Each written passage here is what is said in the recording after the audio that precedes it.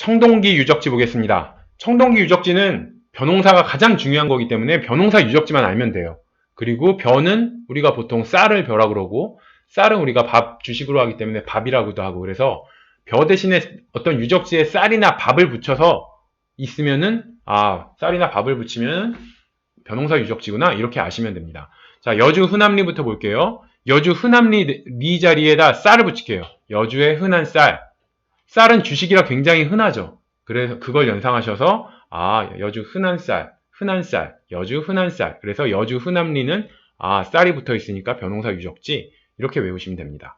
그리고 평양 남경은 조와 벼 둘 다 발견돼요. 조는 조피수수, 신석기 작물이죠. 벼는 청동기 작물이에요. 근데 평양 남경에서는 벼와 조 두 개가 다 발견되니까 신석기 유적지이기도 하고 청동기 유적지이기도 합니다. 그럼 이 두 개 다 나왔다는 걸 어떻게 외우냐? 평양 남경에선 남겨라. 이게 쉽게 연결이 되죠. 그리고 남기라는 건 무슨 얘기예요? 많으니까 남기는 거죠. 그래서 남겨라에서는 많다는 의미가 있고, 왜 많냐? 벼와 조 두 가지 작물이나 나오기 때문에 많다. 이렇게 연결을 하시면 돼요. 평양 남경에서 남겨라. 남기는 이유는 많기 때문에. 왜 많냐? 벼나 조 두 가지가 있어서 많다. 그래서 평양 남경에서 벼와 조 이렇게 연결을 시키면 됩니다.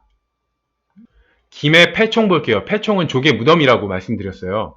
김해 패총, 여기서 이게 또 벼농사 유적지였기 때문에 쌀을 붙일게요. 그래서 김해 패총 쌀, 이런 식으로.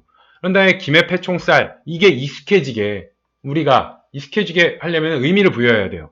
청동기 때 패총, 조개 무덤이 몇 천년간 오랜 시간 썩어서 땅에 양분이 된 거예요. 그 조개 무덤이 썩어서. 그 땅이 이제 비옥해졌기 때문에 여기서 쌀 농사를 지으면 굉장히 좋은 양질의 쌀이 나와요. 그게 바로 김해 패총 쌀이죠.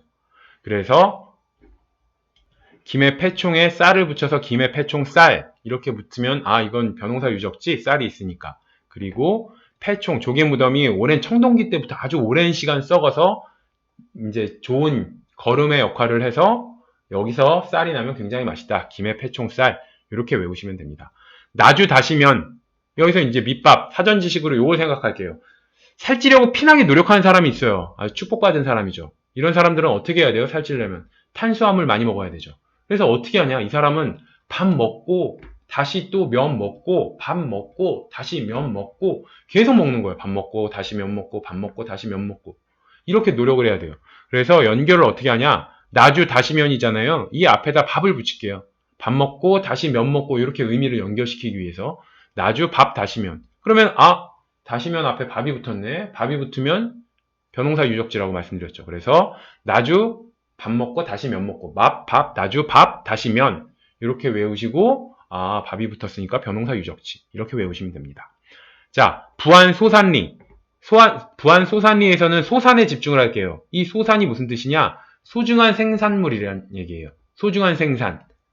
인류에게 쌀만큼 소중한 생산은 없죠. 쌀이 있음으로 인해서 청동기가 발전을 한 거잖아요. 잉여 생산물이 나오고, 그 잉여 생산물을 차지하는 과정에서 정복전쟁이 나오고, 그러면서 계급사회가 나오고, 이렇게 사회가 발전할 수 있었던 게 이 쌀이라는 벼농사가 가능했기 때문이고, 그래서 인류에게 쌀은 아주 소중한 생산물이다. 그래서 부안 소산, 소중한 생산, 여기서 쌀을 연상하시면 됩니다. 부여 성공리 볼게요. 여기는 두 개의 의미가 있어요. 일단은 벼농사 유적지예요. 그리고 여기서 환호와 목책이 발견이 돼요. 이 환호와 목책은 사람이 사는 주거지에 적의 침입을 막기 위해서 도랑을 파고 나무 울타리 치는 거잖아요. 그래서 이게 남한 최대의 청동기 유적지고 주거했던 유적지구나, 이렇게 아실 수가 있어요. 일단 첫 번째로 벼농사를 지었던 유적지다. 이걸 연결하기 위해서 부여 송국리 대신에 부여 송국밥이라고 쓸게요. 송국리는 뭐가 유명하냐? 여기 소나무 송 생각하셔서 소나무가 유명한 동네가 송국리구나, 이렇게 연상을 하세요. 그래서 그럼 부여 송국밥, 밥을 붙였어요. 벼농사 유적지라는 걸 알기 위해서. 이거는 소나무 향이 나는 밥이에요. 굉장히 그 소나무의 그 청아한 향과 밥이 어우러지는, 그래서 굉장히 맛이 있다, 이렇게 생각을 하셔서 부여 송국밥, 소나무 향이 나는 밥, 이렇게 생각을 하시면 됩니다. 그리고 두 번째로 아까 송국리가 목책이 발견됐다고 그랬어요. 그래서 어떻게 외우냐? 이건 송국리의 송이 소나무죠. 소나무니까 나무니까 소나무로 목책, 나무 울타리를 쳤구나, 울타리를 쳤다는 얘기는 사람이 사는 주거지였구나. 이렇게 연상을 하셔서 아, 남한 최대 청동기 유적지였구나. 이렇게 부여 송곡리는 벼농사를 지었다는 것과 환호와 목책이 발견돼서 주거지였다는 것, 이 두 가지를 외우시면 됩니다. 자, 벼농사 유적지 한번 정리를 해볼게요. 붙이기 암기법으로 외운 거는 밥이나 쌀을 붙인 거예요. 여주 흔한 쌀, 쌀이 흔하니까 흔한 쌀 이렇게 해서 외우라고 그랬어요. 김해 패총쌀, 패총 조개무덤. 아, 조개무덤이 청동기 때부터 오랜 시간 썩어서 땅이 굉장히 기름지게 됐고 거기서 나오는 김해 패총쌀은 굉장히 맛있다. 이렇게 해서 김해 패총쌀 붙여서 외우라고 그랬고요. 나주 다시면에는 나주 밥 다시면 밥을 앞에 붙였어요. 그래서 살찌기 위해서 피나는 노력, 탄수화물을 먹기 위해서 계속 밥 먹고 다시 면 먹고 밥 먹고 다시 면 먹고 그래서 나주 밥 다시면 이렇게 외우시면 밥을 보고 아, 나주 다시면은 벼농사 유적지구나. 부여 송곡리는 송곡밥으로 외우라고 그랬어요. 그래서 송곡리는 소나무가 유명하기 때문에 아, 소나무 향이 나는 밥, 송곡밥 이렇게 외우시라고 말씀을 드렸고 평양 남경에서는 남겨라 이런 얘기죠. 왜 남겨? 많으니까 남긴다. 그럼 뭐가 많냐? 조와 벼. 이게 많다. 이렇게 연상을 하시고 조는 신석기 작물, 벼는 청동기 작물. 그래서 평양 남경은 신석기 유적지이다. 청동기 유적지다. 이렇게 외우라고 말씀드렸고요. 부안 소산리. 여기서 소산은 소중한 생산이라고 그랬어요. 인류에게 쌀만큼 소중한 생산은 없다고 그랬죠. 그래서 소산에서 소중한 생산 연결하시고 쌀 연결하시면은 아, 소산리도 벼농사 유적지구나. 이렇게 외우실 수가 있어요. 좀 굉장히 길게 말씀드렸는데 이거를 두 문자 암기법으로 외운다면 이렇게 돼요. 훈남 패다 소송. 훈남을 패다가 소송 걸렸다.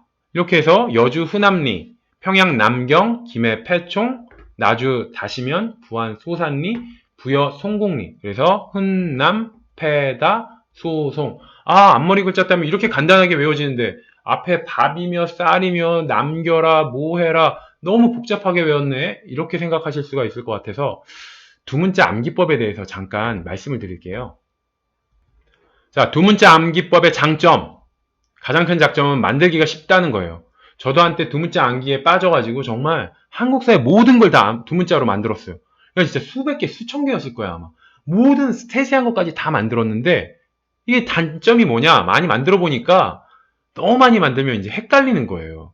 그러니까 제가 아까 전에 훈남 패다 소송 이게 이제 벼농사 유적지로 했는데 너무 많이 만들면 이게 이게 임시정부의 활동 내역인지 진흥왕의 업적인지 뭔지 너무 많으면 헷갈려요. 그래서 헷갈린다 너무 많이 만들어서 헷갈린다 이런 단점이 있는데 이거에 대한 대응 방안은 가급적 암기해야 될 대상 파악 가능하게 같이 붙여서 만들어야 돼요. 그냥 훈남 패다 소송보다는 벼농사를 짓는 훈남을 패다가 소송당했다. 그래서 이런 스토리를 만드는 거예요. 농사와 어울리지 않는 훈남인데 훈남이라고 생각하셔서 훈남이 있어요. 막 고운 손에 하얀 얼굴에 막 하늘하늘한 몸매 배시시 웃어 남자가 막 그러니까 그런 훈남이 있으니까 시골 아낙네들한테 인기가 짱인 거예요. 그러니까 맨날 아침마다 닭 잡아 바치고 달걀말이 해드리고 그러니까 남편들은 질투심에 완전 활활 불타겠죠. 그래서 훈남을 패다가 소송 걸렸다. 이렇게 스토리를 만들면 훈남인데 벼농사 짓는 훈남을 패다가 소송 걸렸다. 이러면 그냥 훈남 패다 소송만 외우는 것보다는 벼농사 짓는 에서 벼농사 유적지라는 거를 같이 외울 수가 있어서 너무 많이 두 문자 암기를 만들었을 때 헷갈리는 문제는 어느 정도 대비를 할 수가 있어요. 그럼 두 번째 단점은 뭐냐? 플레임을 외워야 되는 부담이 있어요. 훈남 패다 소송 이걸 해놓고 여기서 이게 흔히 뭔지 여주 흔남리 남은 평양 남경 이런 식으로 하나하나 다 까봐야 돼요. 근데 이제 시초를 다투는 시험장에서 만약에 이 부안 소산리 이게 벼농사 유적지인지를 알아놔야 되는데 그러려면 훈남 패다 소송 다 외우고 앞에서부터 하나씩 막 까봐야 되다 보니까 시초를 다투는 시험장에서는 좀 시간이 지체되는 그런 문제가 있습니다. 세 번째 단점은 무엇이냐? 역방향 암기가 힘들다는 거예요. 저는 이게 가장 큰 문제라고 생각을 해요. 만약에 고려 광종의 업적을 두 문자로 만들었더니 빨주노초 파남보 이렇게 됐어요. 엄청나게 잘 빠진 두 문자 암기법이죠. 그리고 여기서 주가 주형공부법 시행이다. 이렇게 이제 저희가 두 문자를 만들었다고 생각을 해볼게요. 그런데 지문에 이렇게 나왔어. 광종은 주형공부법을 시행했다. 그럼 광종을 딱 보고 빨주노초 파남보 이걸 연상해 낸 다음에 주형공부법 빨주의 주 있는데 주형공부법, 맞는 지문. 이렇게 이건 해결을 할 수가 있어요. 근데 만약에 지문이 현종은 주형공부법을 시행했다. 이렇게 나왔다. 그럼 이건 이제 틀린 지문이라는 걸 알아내야 되는데 이 문제를 정확하게 풀려면은 주형공부법을 누가 실행했는지 알아야 돼요. 누가 실행했는지 알아야지 주형공부법을 광종이 시행했다는 걸 알아야지 자신 있게 현종은 주형공부법 시행했다. 이건 틀렸어. 이렇게 할 수 있어요. 근데 지문에 광종이었고 현종이 딱 나온 거예요. 그럼 우리 문제 풀 때 어떻게 하겠어요? 현종 딱 보면 뭐 두 문자 암기법 만들어 놓은 게 있으면은 만약에 무지개라고 두 문자 현종의 업적이 이제 무지개라고 만들었다고 치면은 현종을 딱 보고 먼저 현종의 두 문자를 생각해 내겠죠? 그래갖고 무지개? 무지개. 근데 무지개에 주형공부법에 주가 없어. 그러면은 무지개에 주가 없으니까 주형공부법을 실행하지 않았구나. 이렇게 하기에는 좀 불안해요. 뭐 현종의 업적에 무지개가 있다는 거지 주형공부법이 없다는 것까지 이 무지개에서 알려주지는 않잖아요. 그렇기 때문에 이 문제를 풀면서 현종에서 두 문자로 무지개를 생각해냈다고 해도 이게 주형공부법을 시행하지 않은 건 맞는지 요게 이제 불안해요. 그래서 위 지문이 틀렸다는 걸 정확하게 확신을 할 수가 없어요. 그게 이제 문제인 거죠. 두 문자 암기에. 이게 제가 말한 역방향 암기가 어렵다는 거예요. 지문에서 광종이 안 나오고 주형공부법이 나오면 이걸 보고 주형공부법을 보고 빨주노초 판한보를 연상해내서 빨주노초 판한보는 광종의 업적 이런 식으로 주형공부법에서 광종을 끌어내야 되는데 이렇게 역방향은 우리가 외우질 못해요. 그냥 광종을 봐야지 빨주노초 판한보를 연상을 하기 때문에 이 반대 역방향으로는 암기하기가 힘들다. 그래서 결론은 두 문자 암기가 역방향을 알려주진 않는다. 이해 하나 더 들어볼게요. 나주 다시면에서 최초의 인고라성이 나왔다. 이게 틀린 지문이라는 걸 알아야 돼요. 근데 나주 다시면이 어떤 유적지인지를 알아야 돼요. 근데 우리는 그냥 훈남패다 소송이라고만 외웠어요. 변홍사 유적지는 훈남패다 소송. 근데 변홍사 유적지라는 말이 없는 거예요. 그럼 훈남패다 소송을 변홍사 유적지라는 말이 있어야지 훈남패다 소송이라는 거를 생각해내고 그래야지 그 다음에 훈남패다의 다를 보고 나주 다시면 이렇게 연상을 해내는데 여기는 뭐 변호사 유적지라는 말이 없으니까 나주 다시면에서 최초의 인고라석이 나왔다 그러면 나주 다시면이 무슨 유적지였지? 이것도 이제 헷갈리는 거예요. 그래서 제가 생각하는 좋은 암기법이란 무엇이냐? 역방향까지 알려주는 암기법이에요. 자, 상위 개념과 하위 개념에 대해서 잠깐 말씀드리면은 문제에서 변홍사 유적지, 광종 이런 건 상위 개념이에요. 세부 개념이 나주 다시면, 주형 공부법 이런 게 세부 개념이에요. 근데 여기서 중요한 건 세부 개념이에요. 무슨 말이냐? 이 나주 다시면이 무슨 유적지인지가 중요한 거지 변홍사 유적지엔 뭐가 있는지 요거만 알아서는 안 된다는 얘기예요. 광종의 업적에 뭐가 있는지 그걸 아는 것보다는 이 세부 개념인 주형 공부법을 어떤 왕이 시행했는지 이걸 아는 게 중요한 거예요. 그렇기 때문에 제가 세부 개념인 나주 다시면에 밥을 붙여서 나주 밥 먹고 다시면 먹고 해서 나주 밥 다시면. 그럼 나주 다시면 딱 보면 나주 밥 다시면이 생각나서 나주 다시면은 변홍사 유적지. 이렇게 알 수가 있는 거예요. 정리할게요. 두 문자 암기법은 중요한 세부 개념을 한 글자로 그냥 축약해버려요. 나주 다시면이 굉장히 중요한 세부 개념인데 그거를 그냥 훈남패다 소송만 외우고 있는 거예요. 그래서 훈남패다 소송. 다라는 한 글자로 그냥 축약시켜버려요. 그리고 우린 또 어떻게 생각하냐? 두 문자 훈남패다 소송만 외우면 그 세부 개념, 나주 다시면, 여주 훈남리 이걸 다 알고 있다고 착각해요. 그냥 한 글자로 축약해놓고 이 세부 개념을 다 알고 있다고 착각하게 만들어서 정말 공부에서 중요한 건 세부 개념인데 이거를 소홀히하게 해요. 그래서 두 문자 암기법 이게 어쩔 수 없어요. 암기법을 만들긴 제일 쉬워. 그래서 모두들 애용하고 있는 건 아는데 너무 많이 만들지 말자. 저도 가급적이면 암기법을 할 때 두 문자 암기는 안 쓰려고 해요.